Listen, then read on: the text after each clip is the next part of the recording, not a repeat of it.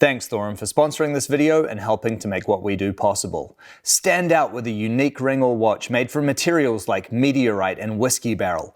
Go to thorum.com and use the promo code TINY for 15% off your purchase. A bustling urban street is maybe one of the last places that you'd expect to find a shipping container home. But here in Tasmania, we're about to visit an incredible space where 2 shipping containers have been beautifully transformed into an incredibly welcoming home.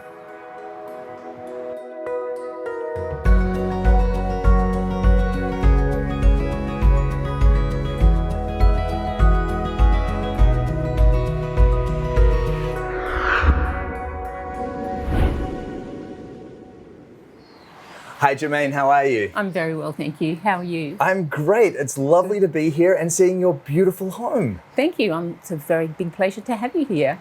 This is such a unique place that you've created here. Can you tell me how all this came to be? Well, originally we owned this block and were going to build a different dwelling here. During that building process, we actually bought the house next door.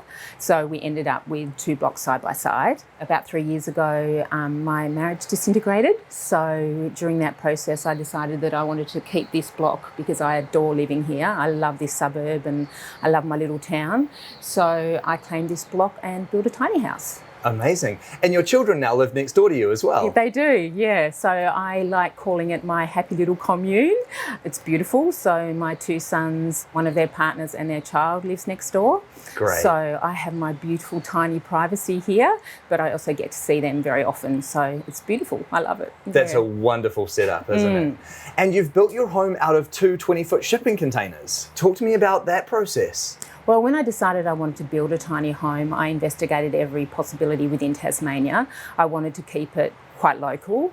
And then I met Jason, my builder, and we just clicked. I really had a great relationship with him and I loved what he was doing. So shipping containers were the thing. Yeah, and the way you've laid them out is so good. And then of course you've got this lovely outdoor area, which is undercover, and whew, that view, look at that. Yeah, I adore the view. I love the sunshine and I love being able to see the river. I love Gus, my gum tree, and being able to see the city. It's a beautiful thing. I love it here. Yeah. What was it about the shipping container home concept that made you fall in love with it? I've just always been intrigued by living in a shipping container. I think I like the really strong industrial, safe idea of a shipping container, and I also like the concept of living in something that wasn't made to be a dwelling and making it beautiful. Absolutely. I love the way that you've kept the true industrial look of the containers as well, even keeping their shipping numbers on the side. I don't like things pretending to be something that they're not. They're shipping containers. And also from the front, I love the fact that they're this industrial, strong, not very welcoming sort of building, and then you walk through my door and it opens up to this beautiful welcoming home. Yeah, I really like that. Beautifully done. And can you talk to me about the process of building the shipping containers and bringing them onto this site? Because it's quite a steep section to build on as well, isn't it? Yes, Jason, my builder, built them actually off-site, and then they came on a very, very exciting day on the back of a truck and they craned them in. Underneath us here is actually an existing concrete platform that was a carport. So we took the carport off and plopped the shipping containers on top. Brilliant. And it looks like you've got a little bit of land here as well. It stretches down towards the water, doesn't it? Yes, it does. I know at this point in time, quite often you talk about people's gardens.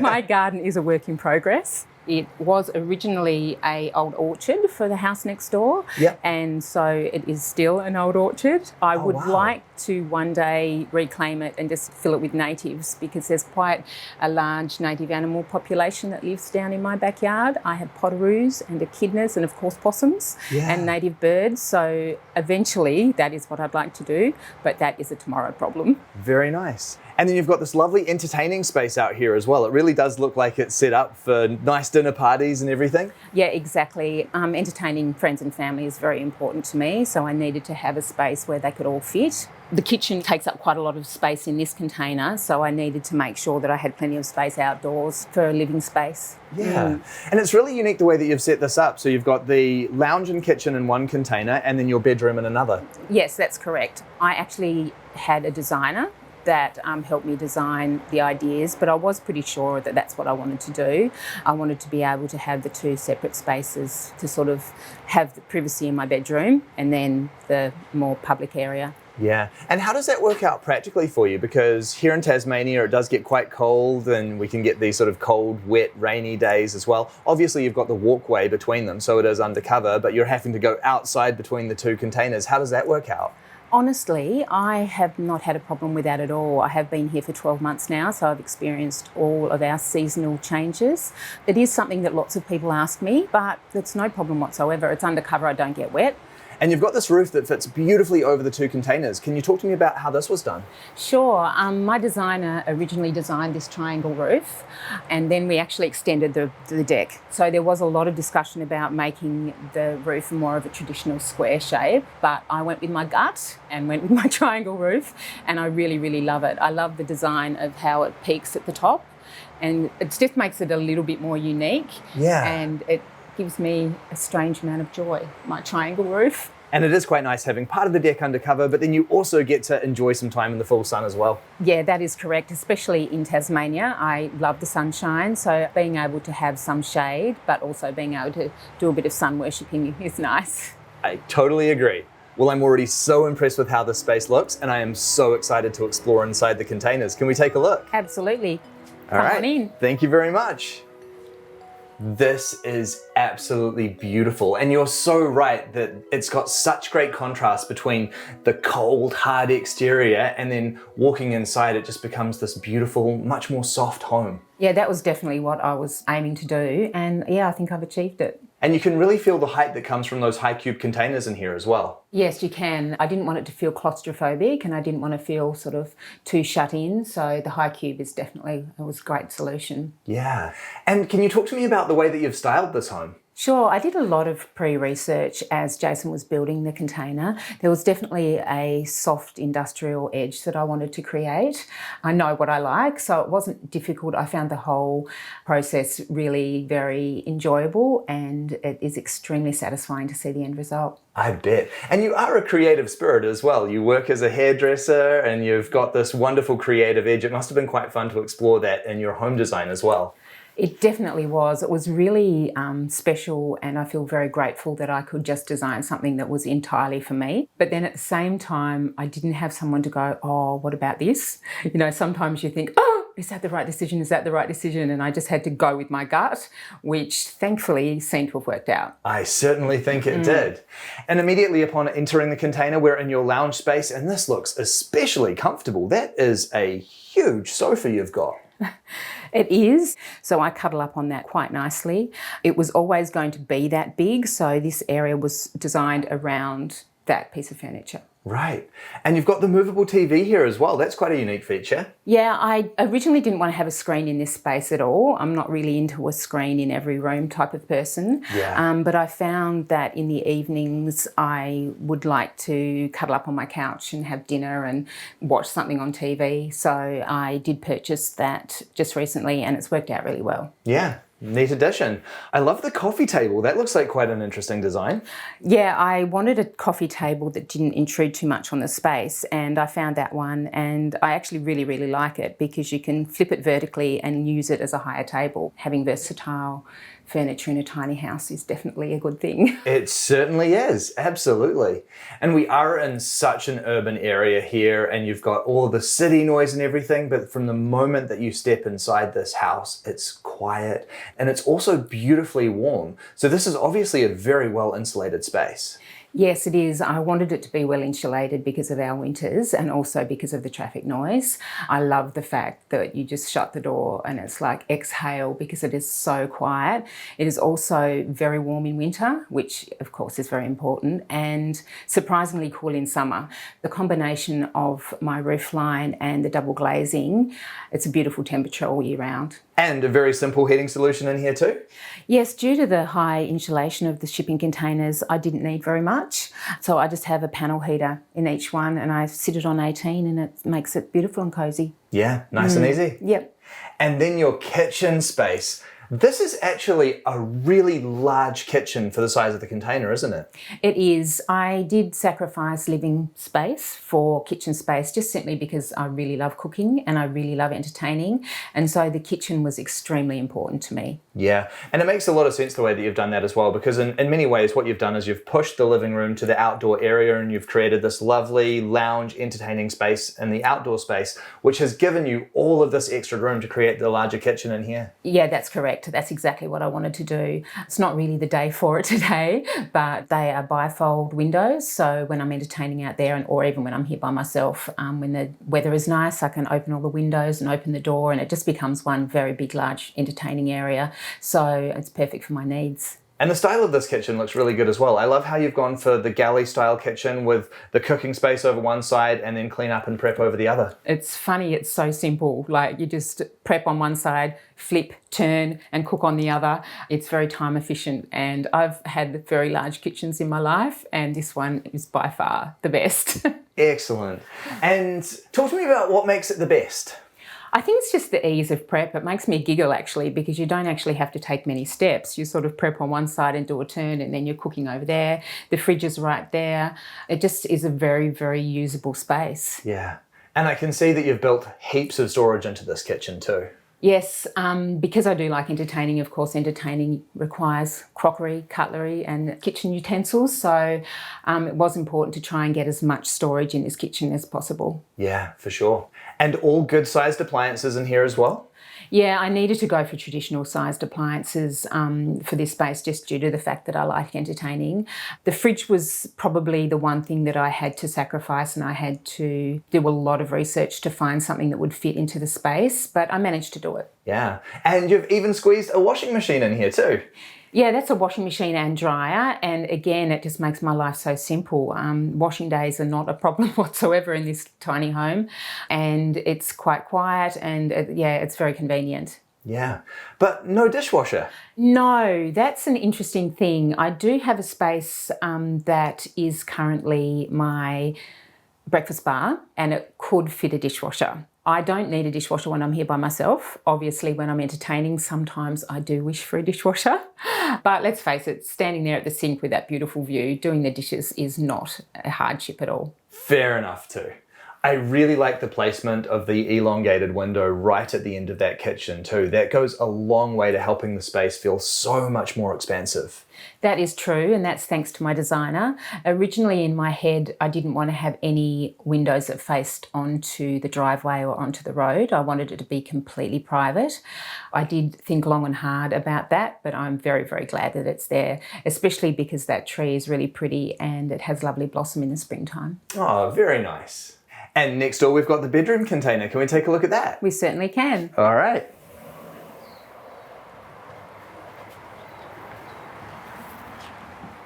Oh, wow. I love this. What a nice space this is, just to be completely surrounded by these huge picture windows and just to enjoy all of that view right from your bed. Yeah, it was something that I really, really wanted and I just love it. It's such a beautiful place to sleep and a beautiful place to wake up to. I just open my eyes and open the blinds and look out to the river. It's actually beautiful. I love it. The view is something else and it really does add a spacious feel to this area. But the blinds, when they're down, it's like a little cocoon and I love this area. There's something about your view as well that's just this beautiful juxtaposition between the relaxation of the water and then the busy, bustling city behind it. Yeah, it is quite a contrast. And also you can see the mountains in the background. So it's really unique. And it's one reason why I chose to stay here is just simply because of that view. I can see why. And the bedroom itself just looks so cozy. Yes, cozy is exactly how I feel when I'm in here. It's just like a sanctuary. I love it. Yeah. You've got the television on the wall as well? Yes, I do. TVs and I'm just not a screen person. So this is actually a picture TV. It just hasn't got a picture on it right now because I just wanted it to disappear as much as possible. Yeah, that's a great idea. And you've got a bit of storage in here as well? I do, with my bedside table. I've got a bit of a thing about tall bedside tables, which is a good thing because it has all that extra storage. Also, underneath this bed is 2 very large drawers that hold all my linen. Brilliant. And you have got no shortage of places to put clothes in here, do you? Funny you should say that. This actual whole bedroom container was designed around my wardrobe. I couldn't sacrifice my clothes. I love clothes. And so, yes, I do have quite an expansive wardrobe for a tiny house. Yeah, what a great setup though. You've got so much storage in there. Yeah, I mean, it's the reality of living in a tiny home. You need to have storage somewhere. And so it's all in there. Yeah, fantastic. Unquestionably, that is the key to successfully living in a small home. It is recognizing those things that are really important for you and making sure you prioritize them in your design. Yes, it's actually very interesting because when I was designing where things would go and the storage surrounding that, I stepped through my day of how I did things and when I did them and where I did them and put things in the spot accordingly. And then beyond the wardrobe lies your bathroom. Can we have a look at that? Sure. All right. Again, this is another really lovely space. Compact, but everything you need in here. Exactly. Again, I did sacrifice a little bit of space in here for the wardrobe, but I don't dress in here. I don't do my hair in here. I don't do my makeup in here. Basically, it's a bathing area. I really love it. The mirror is actually one of my favourite things. It actually is like an old-fashioned shaving mirror. It opens and has storage behind, which is both a little bit quirky and very practical. Yeah, it certainly is. And then you've got a really nice sized shower in here as well. And again, you've managed to get a little bit of extra storage by adding that shelf in there. Yeah, that was Jason's idea, and I'm really glad that he suggested it because it's really practical storage for my products and things, and I really like the look of it as well. Yeah. Conventional flushing toilet in here as well. Yes, that was something I struggled with. I really did want to go composting, but in the end, I decided that practically it was probably just easier to go with the conventional flushing toilet. Yeah. In a location like this where you are in the middle of the city and it's just so easy to hook into that infrastructure, why not? Exactly. And I think that might be the smallest vanity and basin I have ever seen. Yeah, in reality, it is too small and I am going to change it. I had a lot of trouble envisaging how small this space would be, so I got the smallest hand basin that I could possibly find, and it is ridiculously small. Yeah, I can definitely understand wanting to swap that one out, because there is nothing worse than putting the tap on full and water just going everywhere. It makes me smile, and I am happy to admit that it was my mistake and I'm going to fix it. Yeah. So you've been living here for just over a year now. How is life in the shipping containers working out for you? It's actually working perfectly. Apart from the hand basin, I wouldn't change a thing. I'm extraordinarily happy here, and yeah, it's great. Yeah. And it's so nice that you've got this wonderful space to yourself, but you're also so connected to your family as well. That's so special. Yeah, it is. I'm very, very grateful for that. They're growing up now and they need some space, but I can still see them very regularly. And yeah, as I said, it's our happy little commune. Can you talk to me about what your journey of downsizing into the containers was like? It was actually a huge relief. I am an anti-hoarder. I don't like a lot of stuff around me. I don't like clutter. It actually makes me quite anxious, to be honest. And because it came on the back of a separation, it was so easy because there was no arguments about little bits of stuff that don't matter. I just left it all there, and it made everything so much easier. You really got to start fresh for yourself. Yeah, that is correct. Yeah, it was like shedding an old skin and, yeah, creating a new one. I love that analogy. I wanted to really prioritise my mental health. I needed something that was sustainable and a life that I could handle on my own. I did not want to be overcome by domestic duties or by maintenance or by a huge mortgage. I just needed to have something that was compact and completely under my control. And can we talk about the cost that was involved in building the container home? Yeah, it was complete around $200,000. Fantastic. Yeah. That includes moving them onto site? Yep, and everything. It includes all furniture, artwork, everything. Great result. Yeah. And now that you're beautifully settled into this gorgeous new home, what does the future hold for you?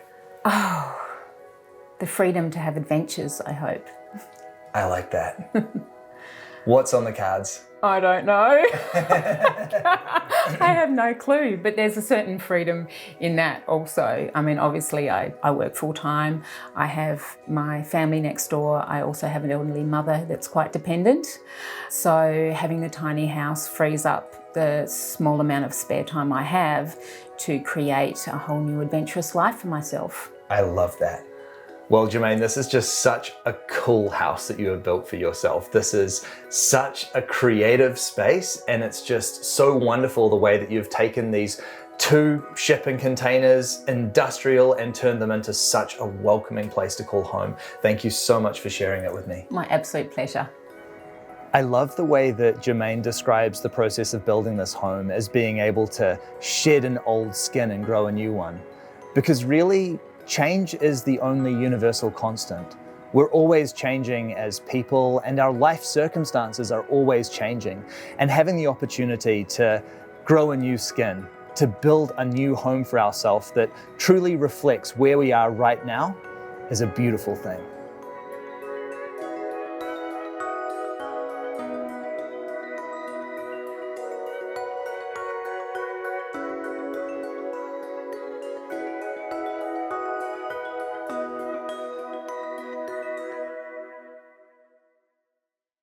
I want to say a huge thank you to Thorum for sponsoring this video and helping to make what we do possible. If you're looking for a wedding ring, anniversary ring, or a ring that just looks awesome, look no further than Thorum. Thorum's rings are made from materials that carry a real story. Meteorite, dinosaur bone, whiskey barrel, antler, World War II rifle stocks, and countless other materials. I received the Jurassic, made from meteorite and dinosaur bone. That's millions of years of history and something that literally came from out of space that now sits on my finger. It doesn't get more special than that. Thorum have also started making exceptional minimalist watches and necklaces to complement their rings. The watch I'm currently wearing contains 4.5 billion-year-old Gibeon meteorite, which fell to Earth thousands of years ago. And honestly, I get lost in the thought of that every time I check the time. It's precision crafted with a Japanese quartz movement and a 44mm case size, which fits perfectly on my wrist.